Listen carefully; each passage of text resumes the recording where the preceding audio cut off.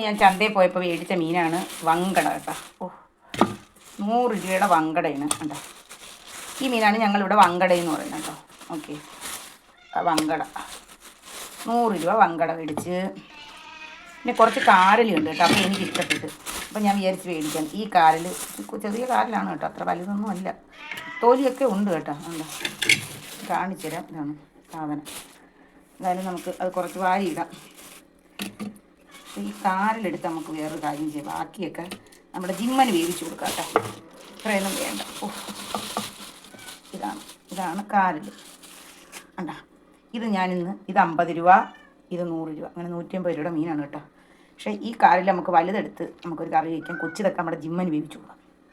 തക്കാളി, പുളി, തേങ്ങ, മഞ്ഞൾ, വെളുത്തുള്ളി, ഉള്ളി, ഇതെല്ലാം കൂടി നമുക്ക് ഇത് കറിയിലിടാനുള്ള പച്ചവളമായിരുന്നു. ഇതെല്ലാം കൂടി നമുക്ക് മിക്സിയുടെ ജാറിൽ അരച്ചെടുക്കാം കേട്ടോ.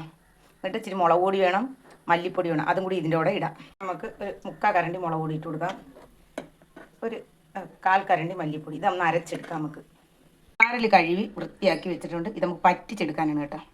കാരൽ പറ്റിക്കാനുള്ള അരപ്പാണ്. ഇതേ കണക്ക് ചെയ്താൽ മതി കേട്ടോ. ഇതേ കണക്ക് കലക്കി കുറച്ച് വെള്ളം മതി, ഇച്ചിരി ഉപ്പും ഇട്ട് നമ്മൾ ഇത് തിളപ്പിക്കുക. തിളച്ചതിന് ശേഷം കാരൽ പറക്കി ഇട്ട് കൊടുക്കുക. ഇട്ടതിന് ശേഷം നമുക്ക് ഇച്ചിരി വെളിച്ചെണ്ണ ഒഴിച്ചു കൊടുത്താൽ സൂപ്പറാണ്, അടിപൊളിയാണ് കേട്ടോ. അടിപൊളി.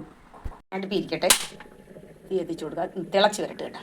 നമ്മുടെ കറി ഇടുന്ന പറ്റിയാണ്. അപ്പം നമ്മൾ കണ്ട് വൃത്തിയാക്കി വെച്ചിരിക്കുന്ന കാരൽ ഇങ്ങനെ ഇട്ട് കൊടുക്കാം കേട്ടോ.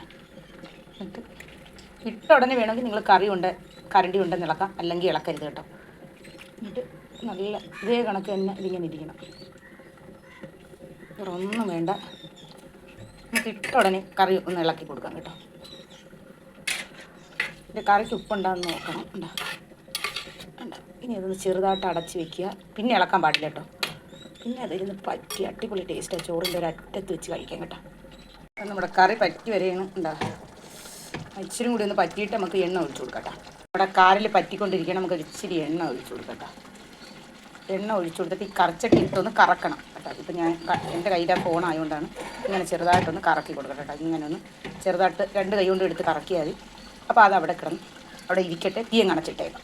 നമ്മുടെ കാറിൽ പറ്റുന്നത് കരണ്ടിക്ക് ഒരറ്റത്ത് നീ കോരുക, ചോറ്റിൻ്റെ അറ്റത്ത് വയ്ക്കുക, എടുത്ത് വെച്ച് കഴിക്കുക. കിഴങ്ങുണ്ടെങ്കിൽ കിഴങ്ങിൻ്റെ അറ്റത്ത് വെച്ചിട്ട് ഇങ്ങനെ നുള്ളി അറ്റത്ത് മാംസം ഇങ്ങനെ നുള്ളി എടുത്ത് കഴിക്കും. നല്ല ടേസ്റ്റാണ്. നിങ്ങൾ വെച്ച് വേണം. ഈ കാറിൽ കിട്ടുമ്പോൾ നിങ്ങൾ കളയണ്ട, മേടിച്ച് ഇങ്ങനെ ഒന്ന് വെച്ച് നോക്കട്ടോ. വങ്കട കൂട്ടാനുണ്ട് കേട്ടോ. പച്ചവളവും തക്കാളി പിണമ്പുളി ഇട്ടിട്ടുണ്ട്. ഇത് കലക്കി വെച്ചേക്കാണ്. കറക്കി തിളക്കിയിട്ട് അതിന് ശേഷം നമ്മൾ കണ്ടിച്ച് വെച്ചിട്ടുണ്ട് വങ്കട. ആ വങ്കട നമുക്ക് ഇട്ട് കൊടുക്കാം കേട്ടോ. കറിയിൽ നമ്മുടെ വങ്കട വറക്കി ഇട്ട് കൊടുക്കാം. തിളക്കിയിട്ട് കേട്ടോ. വങ്കട കിടന്ന് തിളക്കട്ടെ. ഇന്ന് നമുക്ക് വങ്കട കഴിച്ചാൽ സങ്കടം തീരും. അതവിടെ കിടന്ന് പറ്റട്ടെ. ഇത് ഒരു കരണ്ടി വെച്ച് ഇളക്കി കൊടുക്കാം. അപ്പം മുരിങ്ങയ്ക്ക ഉണ്ട്, മുരിങ്ങയ്ക്ക നമുക്ക് ഇട്ട് കൊടുക്കാം. അതും കൂടി കിടന്ന് കറിയിൽ തിളക്കട്ടെ. വങ്കട കറിയിൽ നമ്മൾ മുരിങ്ങയ്ക്ക ഇട്ട് കൊടുത്തിരുന്നിട്ട് ഇന്ന് ഇളക്കാം. എന്നിട്ട് തീ കുറച്ചങ്ങ് വെച്ച് കൊടുത്താൽ അവിടെ കിടന്ന് പറ്റി കറി പറ്റിക്കോളും കേട്ടോ. തീ അങ്ങ് കുറച്ച് വെച്ച് കൊടുത്താൽ മതി. നമ്മുടെ വങ്കടക്കറി പറ്റി വരെയാണ് നമുക്ക് അണച്ച് വയ്ക്കാം. ഇനി അത് അവിടെ കിടന്ന് പറ്റിക്കോളും കേട്ടോ. 3 വഴുതനങ്ങയുണ്ട്, വീട്ടിൽ നിന്ന് വെച്ച് ചെയ്യണം കേട്ടോ. നമുക്ക് എന്തായാലും ഇതൊന്ന് മിഴുക്ക് വരട്ടാം. മിഴുക്ക് വരട്ടായിട്ട് കേട്ടോ. അത് വഴുതനങ്ങയുടെ കൂടെ കപ്പോളി ഇട്ടുകൊണ്ട് പച്ചവെള്ളം ഇട്ടിട്ടുണ്ട്. എണ്ണ ഒഴിച്ച് കടുവിട്ടതിന് ശേഷം നമ്മൾ വഴുതനങ്ങ ഇട്ട് പറക്കയിന്.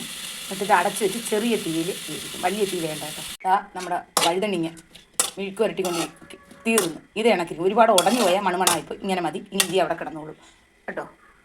ചോറ് വെന്താന്ന് നോക്കാം കേട്ടോ. ചോറ് വെന്ത് ഇനി അരി ഊറ്റട്ടെ. തോരൻ വയ്ക്കാം കേട്ടോ. അതും കൂടി വയ്ക്കാം. ബീട്രൂട്ട് തോരൻ വയ്ക്കാം നമുക്ക് കേട്ടോ. തോരൻ കൂട്ടാൻ മുരിങ്ങയ്ക്കൊക്കെ ഇട്ട് വെച്ചത് ബീട്രൂട്ട് തോരൻ, വഴുതനങ്ങ മെഴുക്ക് പുരട്ടി, പിന്നെ അതാ നോക്ക് ഞാൻ പറഞ്ഞ കാരൽ. നിങ്ങൾ വെക്കാൻ മറക്കരുത്. കാരൽ കിട്ടുമ്പോൾ ഇങ്ങനെ പറ്റിച്ച് വെക്കണം. നല്ല ടേസ്റ്റാണ്. പൊടിയത്തില്ല. ഒരറ്റത്തുനിന്ന് എടുത്താൽ മതി കേട്ടോ. നല്ല ടേസ്റ്റാണ് കാരൽ പറ്റിച്ചതൊക്കെ. അടിപൊളി ടേസ്റ്റാണ് കേട്ടോ.